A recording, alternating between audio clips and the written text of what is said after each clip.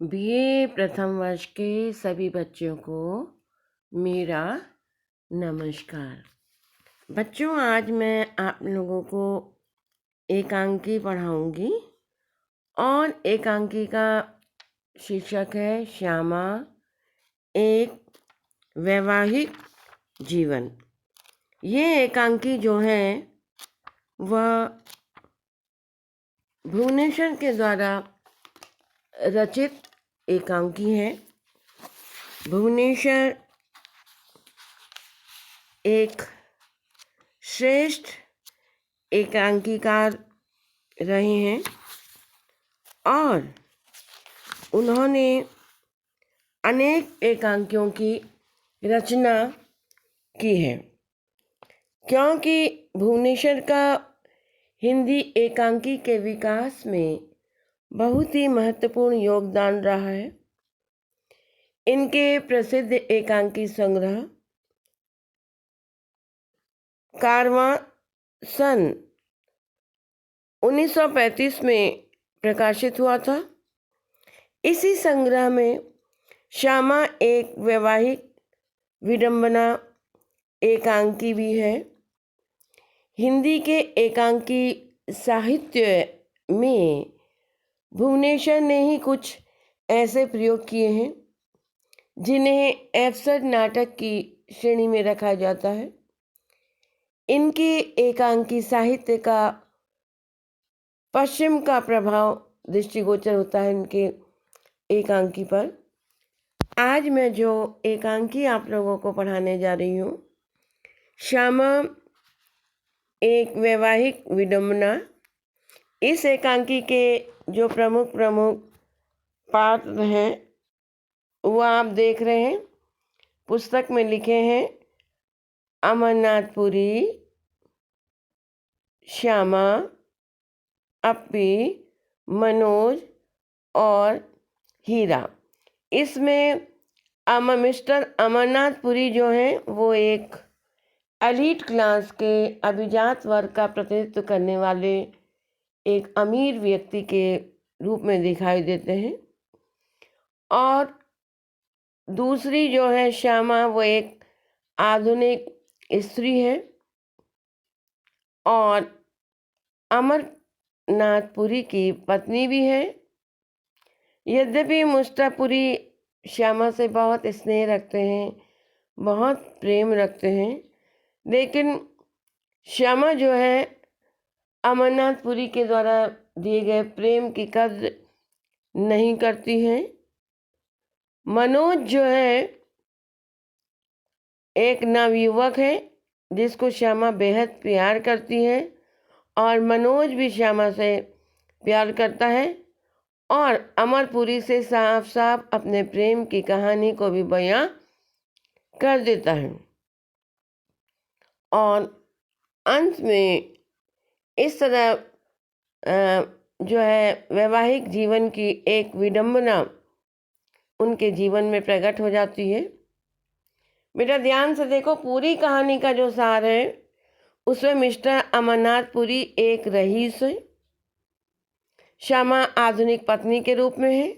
Mister Puri Shyama को बहुत स्नेह करते हैं, बहुत प्यार करते हैं, किंतु श्यामा उस प्यार की कभी सही कद्र नहीं कर पाती। वह मनोज नामक नवयुवक से प्यार करती है। मनोज भी श्यामा को इतना प्यार करता है कि मिस्टर पुरी के समक्ष श्यामा को अपनी बात बताता है, श्यामा की बात प्रकट कर देता है। मिस्टर पुरी मनोज से जो है बहुत भारी रुष्ट हैं, कष्ट, बहुत दुखी हैं, उसे अपशब्द भी कह देते हैं, किंतु श्यामा के डर से उसका कुछ बिगाड़ नहीं सकते। मनोज निर्भीक होकर मिस्टर पुरी से कहता है कि वह अर्थात पुरी प्यार करना जानता ही नहीं, प्यार करना केवल उसे मनोज को ही आता है। मिस्टर पुरी की विवाहित होते हुए भी श्यामा उसे हृदय से पति नहीं मानती। वह तर्क के द्वारा पुरी को पराजित कर देती है। इस तरह की पुरी एक लाचार से जिंदगी जीने को विवश है। श्यामा उनके लिए एक वैवाहिक विडंबना ही बन जाती है। तो ये भुवनेश्वर के द्वारा रचित कहानी है, एकांकी है, जिसका कथ्य मैंने आप लोगों को बताया। अब इसमें जो कुछ महत्वपूर्ण अंश हैं व्याख्या के, वो मैं आप लोगों के सामने करूँगी कि जौन जौन से बहुत महत्वपूर्ण अंश परीक्षा में पूछे जा सकते हैं, उनकी मैं आप लोगों के सामने व्याख्या करूँगी। आप देखिए, पहली व्याख्या है, शम्मी, मेरा जीवन तुम्हारे हाथ है। मेरे पास शब्द नहीं है, मेरे पास उनकी आत्मा है। मेरे पास कविता नहीं, मेरे प्रेम से उसकी सजीवता है। तुम आज मेरे प्रेम की उपेक्षा कर सकती हो, पर एक दिन अवश्य तुम्हें उसकी आवश्यकता होगी। स्पष्ट रूप से अमर पुरी जो है वो श्यामा के लिए कह रहे हैं कि मेरा जो जीवन है तुम्हारे जीवन के साथ में बंधा हुआ है। सीधे सीधे बहुत बड़ी बात अमरपुरी जो है वो श्यामा से कहते हैं, और इस बात को श्यामा भी जो है अंदर से तो यद्यपि स्वीकार करती है, लेकिन जैसा कि कहा भी गया है कि बातों में वह अपने पति को पराजित कर देती है। तो जब मनोज के द्वारा इस प्रकार से कहा जाता है कि मैं उससे ईर्ष्या रखता हूँ, मैं प्रेम करना नहीं जानता हूँ, तो अमरपुरी को क्रोध भी आ जाता है और वह बार बार उससे कहते हैं कि मिसेस पुरी से कहती है, तुम मुझसे प्रेम भी करते हो और पुरुष से ईर्ष्यालु भी नहीं हो, जिसको प्रेम करना किसी भी स्त्री के लिए इतना सरल और नैसर्गिक है जैसे बसंत का आगमन या प्रातः समीर में बालिका का खिलना। तुम मेरे से प्रेम करते हो लेकिन ईर्ष्या का भाव नहीं रखते हो। इस प्रकार की बात श्यामा कह रही है और बार बार ये कह रही है कि समाज के सम्मुख में तुम्हें प्यार करने के लिए उत्तरदायिनी हूँ। विवाह करके यदि मैंने जीविका के लिए अपने आप को नहीं बेचा है, यदि इस कठिन समय का सामना तुम नहीं करना चाहते हो, तो मुझे प्रेम तो चाहिए। मिसेस पुरी बार बार कहती है, यह सब कविता है, कोरी भावुकता है। इससे मुझे मनोज की उक्ति पसंद है। वह उसका नायक भी कहता है, मैं उतरे मत का सा खुमार, तुम नैनों की मद्रासी। कहती है, जब मिस्टर पुरी कह रहे हैं कि शम्मी मेरा जीवन तुम्हारे हाथ है, मेरे पास शब्द नहीं है, मेरे पास उसकी आत्मा है। मिस्टर पुरी श्यामा के समकक्ष अपने द्वारा किए गए प्रेम का वर्णन करते हुए कह रहे हैं कि श्यामा, मेरा जीवन की जो डोर है तुम्हारे जीवन के साथ में बंधी हुई है। यद्यपि अभिव्यक्त करने के लिए मेरे पास शब्द नहीं है, लेकिन आत्मा से, हृदय से मैं तुम्हारे साथ बंधा हूँ।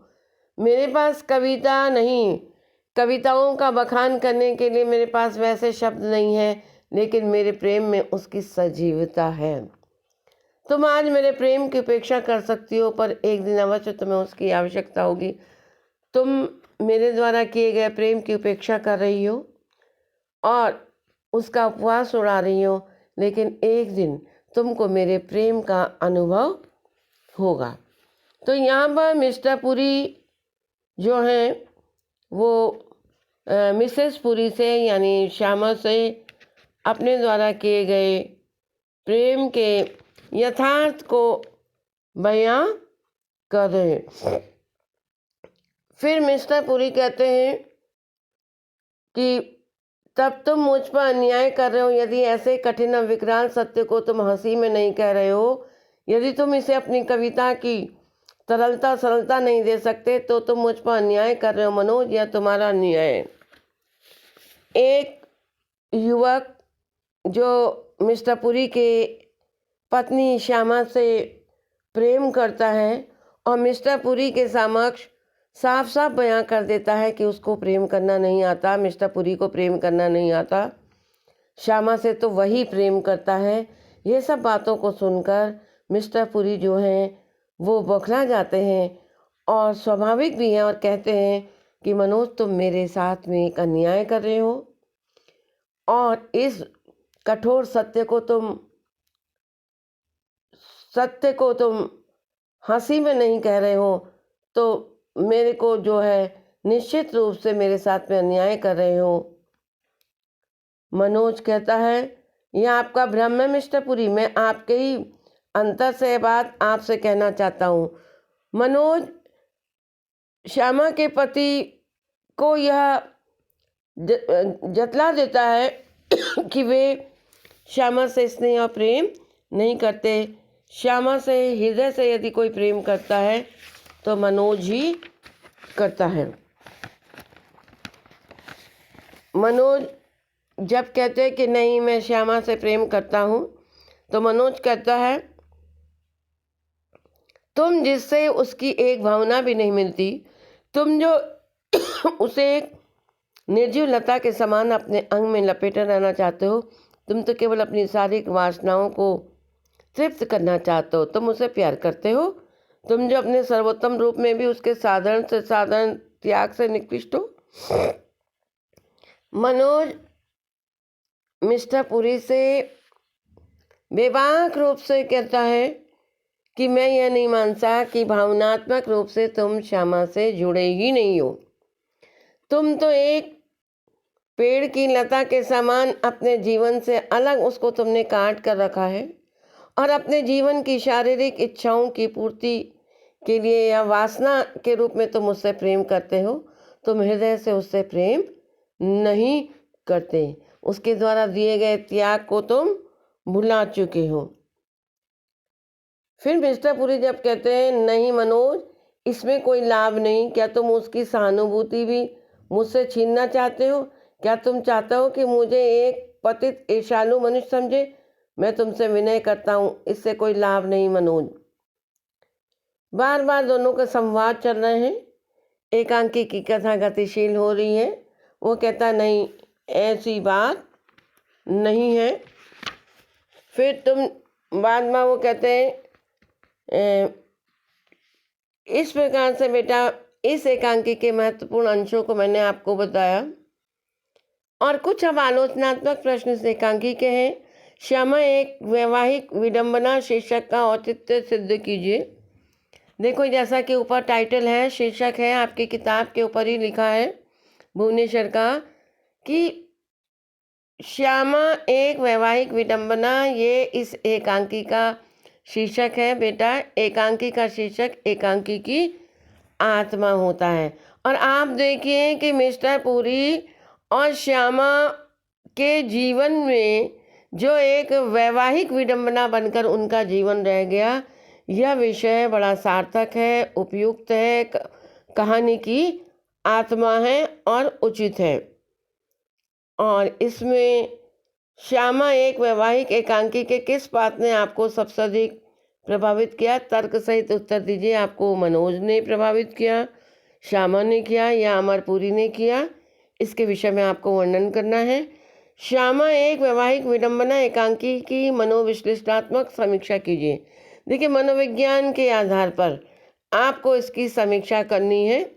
बड़ा मनोवैज्ञानिक एकांकी है और स्पष्ट है। और चरित्र चित्रण यदि आपको करने को आएंगे, एकांकी की तात्विक समीक्षा भी आप कर सकते हो। कथानक, कथोपकथन, देश काल वातावरण, शीर्षक, भाषा शैली और उद्देश्य के आधार पर आपको इसकी समीक्षा करनी है। और पात्रों के चरित्र चित्रण में अमरनाथपुरी, श्यामा और मनोज, इन तीनों के ही चरित्र की विशेषताएं आपको पता चल गई हैं। तो बेटा ये परीक्षा की दृष्टि से भी बड़ा महत्वपूर्ण एकांकी है।